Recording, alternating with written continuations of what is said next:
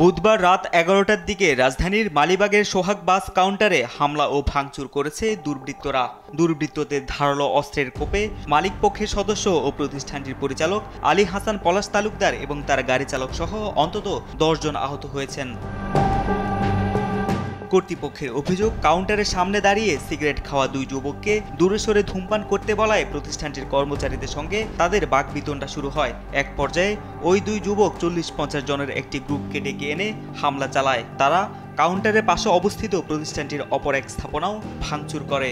৫৪ বছর বাংলাদেশের মানুষকে সার্ভিস দেওয়ার পর আজকে যে আপনি পুরস্কারটা পেলেন, এই পুরস্কার কোথায় রাখবে? সিগারেট টানতেছে, বললো যে স্যার একটু সাইডে গিয়ে টানেন। এই কথাটা কেন বললো?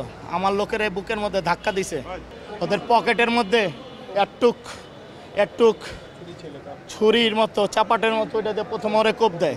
আমারে কোপ দিছে, আমার কোপটা লাগছে আদিবের, আমার সাথে আমার আরেক ছোট ভাই আদিব নাম, ওর এইটা পুরোটা বাইরে হয়ে গেছে কোপ লাইগা।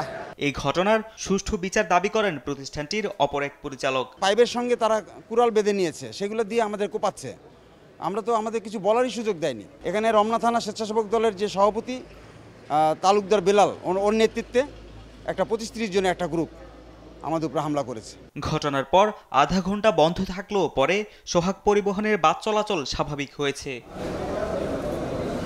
তারেক মাহমুদ সুজন, দেশ টিভি, ঢাকা।